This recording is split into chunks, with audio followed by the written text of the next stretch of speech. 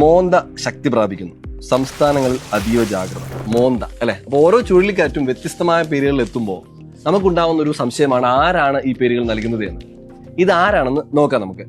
ലോകത്ത് 6 regional specialised metrological സെന്ററുകളും 5 tropical cyclone warning സെന്ററുകളുമാണ് ചുഴലിക്കാറ്റുകളുടെ പേരുകളുടെ പട്ടിക തയ്യാറാക്കുന്നത്. ഇന്ത്യൻ കാലാവസ്ഥ വകുപ്പ് ഒരു സ്പെഷ്യലൈസ്ഡ് മെട്രോളജിക്കൽ സെന്ററാണ്. ഇന്ത്യക്ക് ചുറ്റും സ്ഥിതി ചെയ്യുന്ന 13 രാജ്യങ്ങൾക്ക് മുന്നറിയിപ്പുകൾ നൽകുന്നതും ചുഴലിക്കാറ്റുകൾക്കുള്ള പേര് പട്ടികയിൽ നിന്നും തിരഞ്ഞെടുക്കുന്നതും ഡൽഹി RSMC ആണ്. ചുഴലിക്കാറ്റുകളുടെ പേരുകൾ ആദ്യമേ ഒരു ക്രമത്തിൽ രാജ്യങ്ങൾ നിർദ്ദേശിച്ചു വെക്കാറുണ്ട് എന്നതും കൗതുകകരമായ ഒരു കാര്യമാണ്. ചുരുക്കി പറഞ്ഞാൽ കാറ്റ് വീശുന്നതിന് മുമ്പ് തന്നെ പേരുകൾ സെറ്റാണെന്നർത്ഥം.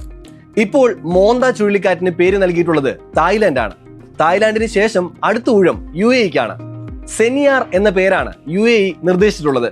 അപ്പോൾ അടുത്ത ചുഴലിക്കാറ്റിന്റെ പേര് ഇതായിരിക്കും.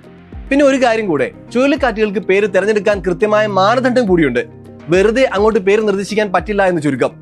നിങ്ങൾക്ക് ഓർമ്മയുള്ള ഒരു ചുഴലിക്കാറ്റിന്റെ പേര് താഴെ കമന്റ് ചെയ്യാമോ?